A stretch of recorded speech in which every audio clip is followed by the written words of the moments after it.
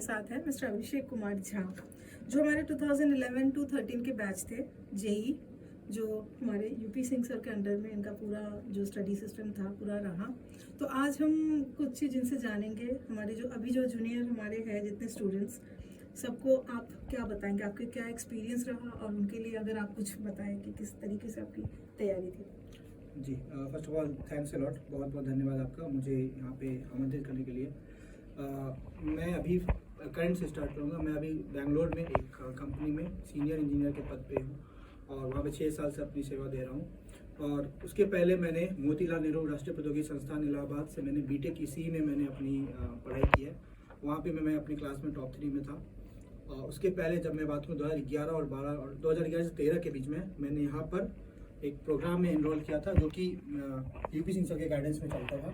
यहाँ के जो टीचर्स थे वो हमें सबसे पहले बेसिक सीबीएसई की तैयारी कराते थे और उसी का एडवांस वर्जन जेईई की तैयारी होती थी। तो मैं तो इंजीनियरिंग में था, लेकिन साथ साथ में यहाँ पे तो मैंने 2011 से 13 के सत्र में यहाँ पर इंजीनियरिंग की तैयारी की और मैंने इंजीनियरिंग में एडवांस में मेरा रैंक 13,068 था और उसके बाद ट्रिपल में मेरा रैंक 4,618 था, जिसके बेसिस पर मुझे मोतीलाल नेहरू में B Tech in electronics and communication engineering का ब्रांच मिला। लेकिन यहाँ पर उसके साथ साथ उस समय से ही नीट की तैयारी, एम्स की तैयारी और उसके साथ साथ ओलंपियाड जो कि KVPY और भी ऐसे जो एग्जाम होते हैं, बहुत सारे एग्जाम जो साइंस ओलंपियाड, फिजिक्स ओलंपियाड होता है, केमिस्ट्री ओलंपियाड होता है, सबकी तैयारी कराई जाती है और यहाँ के बच्चे यहाँ पर उसमें पार्टिसिपेट करके गोल्ड मेडल, सिल्वर मेडल तक भी जीते हुए हैं। तो मैं आने वाले जनरेशन के लिए कुछ टिप्स देना चाहूँगा जो मैंने अपने इसमें तैयारी में इंक्लूड किए थे। देखिए, सबसे पहला टिप्स मेरा रहेगा, आप NCERT पे फोकस कीजिए। ठीक है, NCERT is very very important. हम लोग इसको इग्नोर कर देते हैं, बट आप अगर जाके देखोगे NCERT जो कंट्रीब्यूटर्स होते हैं उसमें बड़ी बड़ी यूनिवर्सिटी के प्रोफेसर्स होते हैं, रिसर्चर्स होते हैं। तो वो जो कंटेंट एक लाइन में लिखा होता है ना, वो आपकी रेफरेंस बुक के 10 लाइन के बराबर होता है। तो NCERT इग्नोर मत करो, खास करके केमिस्ट्री और बायोलॉजी तो बिल्कुल भी इग्नोर मत करो। आप वहाँ से एक लाइन से एक क्वेश्चन बनता है पेपर का, आप उठा के प्रीवियस क्वेश्चन आप मैच कर सकते हो। तो केमिस्ट्री और बायोलॉजी के मैं मस्ट हैव कहूँगा NCERT। इवन मैथ्स के लिए आपको एक बेसिक लेवल की तैयारी होती है NCERT से, तो NCERT को आप मस्ट करो।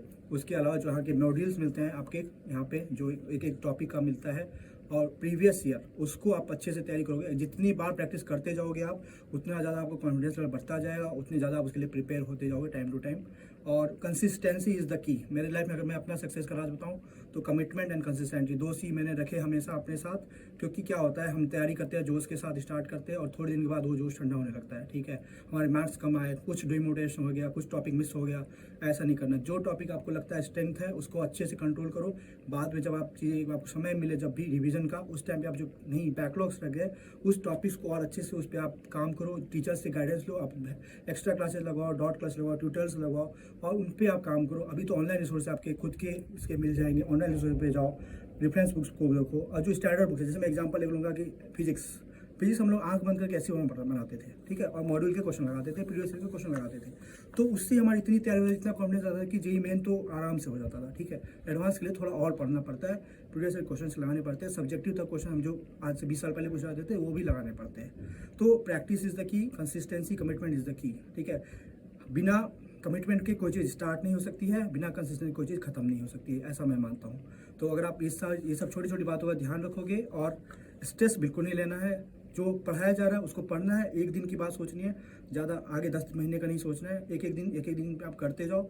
और जब एग्जाम अटेम्प्ट करने जाते हो ना, जो आपका स्ट्रेंथ है पहले उसको अटेम्प्ट करो। जैसे मैं अपना एग्जाम दूंगा, मेरा केमिस्ट्री स्ट्रेंथ था, मैंने एडवांस भी केमिस्ट्री के दम पे निकाला है और जे में भी 50% मार्क्स मेरे केमिस्ट्री से आए थे। तो मेरा केमिस्ट्री हमेशा कंट्रोल में रहता था। जो पढ़ाया जाता था मैं 4 बार जाकर रिवाइज करता था घर पे, और मेरे नोट्स काफ़ी मैं लिखता था, अलग अलग पेन से लिखता था, जो कि जो पॉइंट है उसको मैंने रेड में हाईलाइट कर दिया कि मुझे 2 बार पढ़ना है।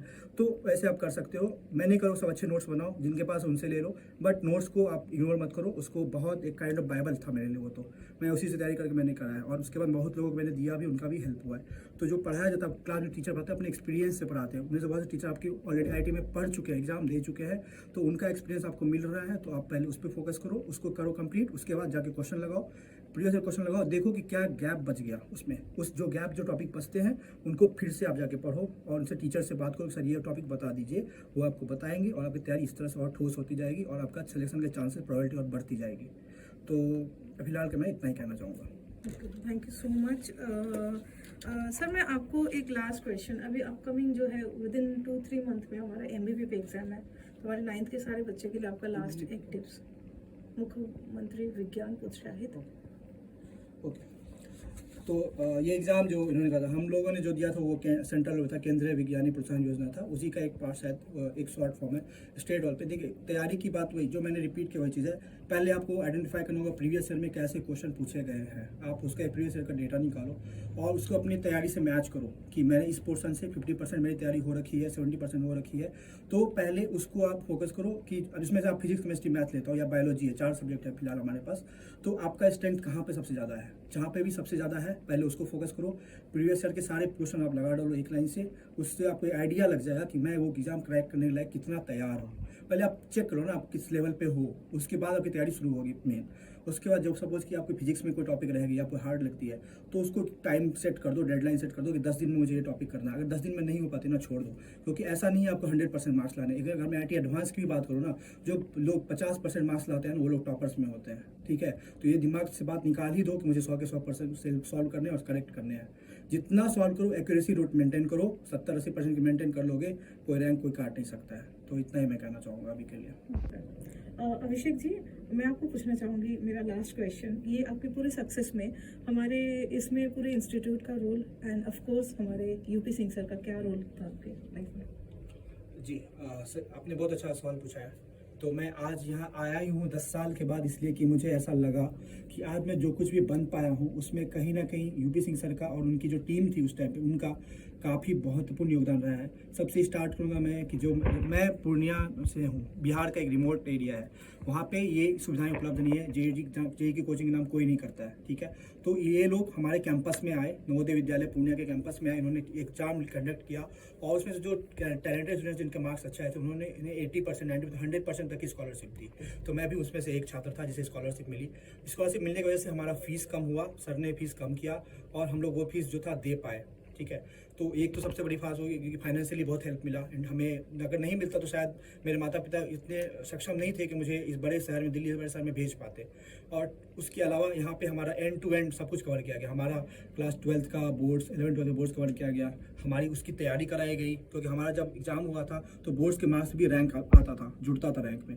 तो अगर वो एपेक्स प्रोग्राम, सॉरी कट कर दीजिएगा इसको, तो हमारे जो सर की गाइडेंस वहाँ पे मिली हमारे बोर्ड्स के लिए प्लस जेई मेंस और एडवांस के लिए, तो दोनों में हमारी जो टीम थी सर की, यूपी सिंह सर जो खुद से रहते थे, वो भी खुद भी फिजिक्स पढ़ाते थे कई बार, और उनकी जो टीम थी काफ़ी इतनी सुंदर टीम थी, इतनी अच्छी टीम थी कि मैं उन शिक्षकों से अपने बाहर निकलने के बाद भी काफ़ी कॉन्टैक्ट में रहा और उन्होंने मैंने गाइडेंस भी किया, काफ़ी गाइडेंस किया मेरे कॉलेज सिलेक्शन करने में, ब्रांच सिलेक्शन करने में, इवन की कंपनी सिलेक्शन करने में, वहाँ तक के उनका रोल रहा।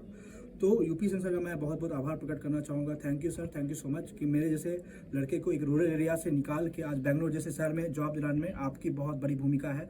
और मैं चाहता हूँ कि मेरे जैसे लड़के जो कि सोच भी नहीं पाते हैं ऐसे जगहों पे पहुँचने का, ऐसी लाइफ जीने का, जैसे कि मैं अभी जी पा रहा हूँ, तो ऐसा और हो, हज़ारों लोग, लाखों में लोग आएँ और ऐसे इंस्टीट्यूट में आपके आएँ और पढ़ें और यहाँ से निकल के अपना जीवन जो एक सुनहरा जीवन की शुरुआत कर सकें। इतना ही मैं कहकर अपनी वाणी को बनाना चाहूँगा। जय हिंद, जय भारत।